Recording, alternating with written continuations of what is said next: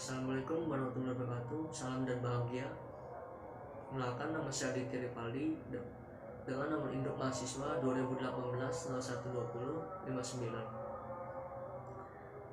Pada kesempatan kali ini saya akan mempresentasikan tentang pedoman keselamatan dan kesehatan kerja di PT 4 Jalur. Nah, sebelumnya perlu diketahui juga nama perusahaan ini tidak nyata atau real, karena hanya untuk kebutuhan simulasi saja. Jadi langsung saja kita lanjut ke pembahasan. Pemenuhan peraturan perundangan K3. PT 4 Jalur adalah perusahaan yang bergerak di bidang jasa layanan internet, fiber optik, dan juga TV digital.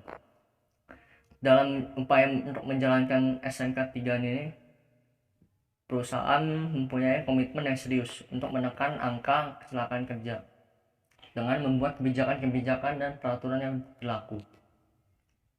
Pedoman yang digunakan dalam membuat kebijakan dan peraturan tentang SNK 3 ini adalah Undang-Undang Republik Indonesia yang masih berlaku, sebagaimana berikut.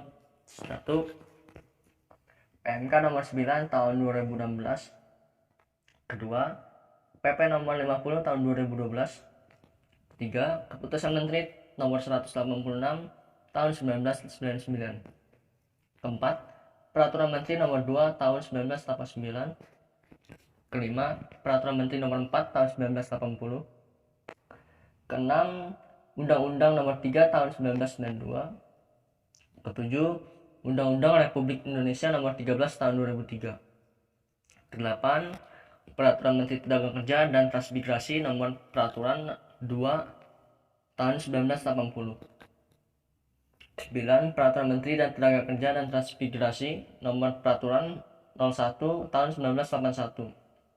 Dan juga pelaksananya diatur dalam Keputusan Menteri Tenaga Kerja nomor Keputusan 333 tahun 1989. 10. Peraturan Menteri Tenaga Kerja RI nomor 3 tahun 1998. 11. Keputusan Menteri Kesehatan nomor 261 tahun 1998. Selanjutnya, standar alat pelindung diri atau APD. Di PT 4 Jalur ini, dalam penggunaan alat pelindung diri dikategorikan menjadi 3. Kategori pertama yaitu untuk pekerja teknisi atau lapangan.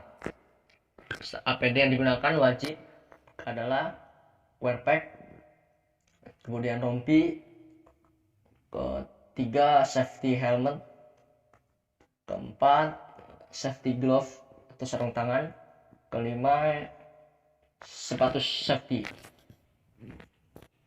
Kemudian ada juga tambahannya bisa kacamata safety. Selanjutnya, kategori kedua untuk pekerja perkantoran atau pekerja yang berada di wilayah perkantoran dalam ruangan. APD yang wajib digunakan yaitu wear pack perusahaan seperti umumnya, kemudian sepatu safety. Kategori ketiga ini untuk seluruh pekerja yang berada di wilayah zona wajib APD, yaitu 1.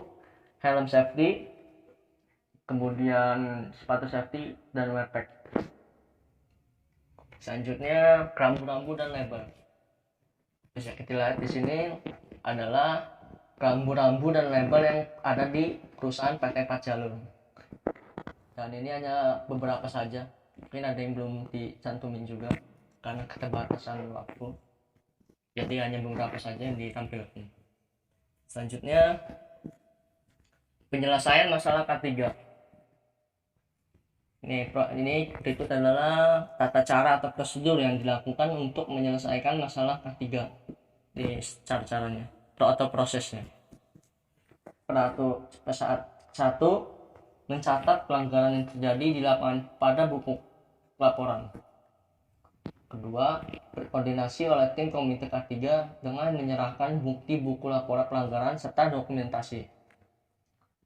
3. Tim komite K3 berkoordinasi dengan kepentingan terkait untuk memanggil pekerja yang melanggar. 4. Mewawancarai pekerja yang melanggar serta mencatat alasan-alasan si pelanggar. 5. Bagi pelanggar aturan wajib dikenai hukuman di level teguran sampai kepada sanksi. hukuman yang diberikan kepada pelanggar sesuai dengan kebijakan dan peraturan yang berlaku di perusahaan. Dengan melihat pelanggaran yang dilakukan serta histori kasus yang pernah dilanggar oleh pekerja tersebut. 6.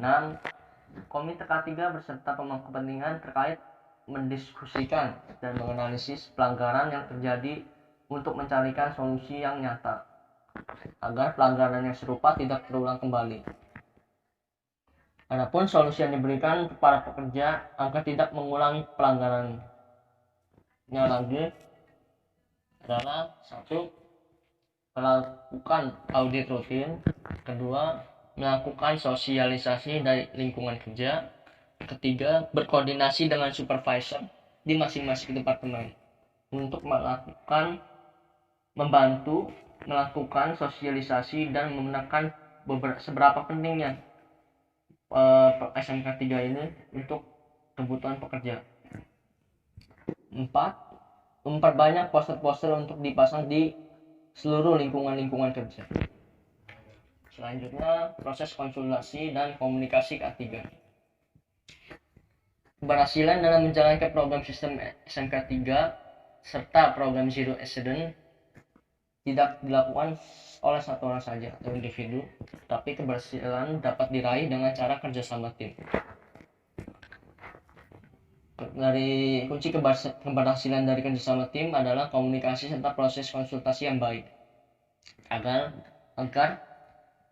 tujuan bersama tersebut dapat dicapai. Berikut adalah personil yang berfungsi sebagai sarana konsultasi menyelesaikan masalah SMK 3 di PT Pajalur. 1. Ada Biro Hukum Perusahaan. 2. Komite K3. 3. P2K3. 4. Perwakilan Serikat Pekerja. 5. Penyelia. Selanjutnya masih di proses konsultasi dan komunikasi K3.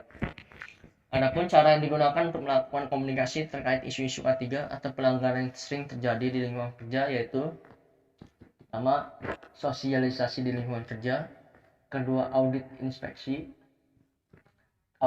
dan inspeksi. Ketiga, rapat internal. Keempat, melakukan diskusi dengan supervisor dan pekerja. Ini masalah atau pelanggaran utama yang sering dilanggar oleh pekerja itu biasanya terkait mengabaikan standar alat pelindung diri, sehingga tidak mengenakan alat pelindung diri yang sudah dianjurkan atau ditetapkan. Hal tersebut juga salah satu faktor penyebab kegagalan dalam menjalankan sistem manajemen keselamatan dan kesehatan kerja atau SMK 3 ini. Dari hasil proses komunikasi tersebut, nantinya akan mendapatkan informasi terkait permasalahan yang sering terjadi, kemudian disampaikan kepada pihak-pihak kepentingan untuk ditindaklanjuti. Pada proses menindaklanjuti aduan atau laporan, perusahaan memberikan batasan waktu paling lambat hingga 10 hari untuk mendapatkan solusi yang nyata dari menindaklanjuti proses tersebut. Selanjutnya, penerapan sistem manajemen K3. Ini dalam manajemen sistem SMK 3, dalam menjalankan sistem SMK 3, faktor-faktor yang mempengaruhi keberhasilan sebuah sistem salah satunya adalah strategi yang baik, benar, dan tepat. Berikut upaya yang dilakukan perusahaan dalam menerapkan sistem SMK 3 yang bertujuan untuk menekan angka kecelakaan. Pertama, memberikan sanksi kepada pekerja yang melanggar peraturan. Kedua, melakukan kegiatan audit rutin dan sosialisasi. 3. Memasang poster-poster peringatan di lingkungan kerja. 4. Membuat program pelatihan atau pengendalian bahaya di tempat kerja dengan waktu yang rutin. 5. Menyediakan kotak surat untuk saran atau masukan terkait K3 sebagai bahan evaluasi sistem SMK 3 ke depannya. Adapun kebutuhan pelatihan yang dijalankan untuk pekerja baru atau lama yaitu safety induction atau pengenalan tentang risiko dan bahaya mungkin akan timbul dan pengenalan peralatan pelindung diri. Kemudian pelatihan pengendalian kebakaran dan pelatihan tentang prosedur dalam melakukan instalasi kabel fiber optik. masih di penerapan sistem manajemen K3. Dalam menjalankan sistem SMK 3, jika pemangku kepentingan atau menemukan atau mendapatkan informasi-informasi wajib dicatat pada sistem pencatatan data yang disediakan perusahaan berupa aplikasi sistem pencatatan data, agar seluruh pemangku kepentingan yang bertanggung jawab terkait program SMK 3 ini bisa mengakses data tersebut. Ini adapun pemangku kepentingan yang dapat mengakses data tersebut yaitu 1. Manajer, 2. Komite K3, 3. P2K3, 4. Penyelia. Jika terjadi perubahan SOP atau prosedur, pemangku kepentingan wajib mengkoordinasikan dengan personil yang lain untuk aspek-aspek keseluruhan, mempertimbangkan aspek-aspek keseluruhan agar bisa menganalisis dampak-dampak yang kemungkinan timbul karena perubahan tersebut. Kemudian adapun pencapaian misi yang sudah diraih dan yang belum tercapai wajib dicatat, yang nantinya juga akan digunakan sebagai bahan presentasi pada rapat internal. Oke, mungkin itu saja presentasi dari saya. Kurang lebihnya mohon maaf jika ada kata-kata atau kalimat yang kurang berkenan. Dan saya mengucapkan terima kasih banyak. Jangan lupa utamakan keselamatan dan kesehatan kerja. Salam.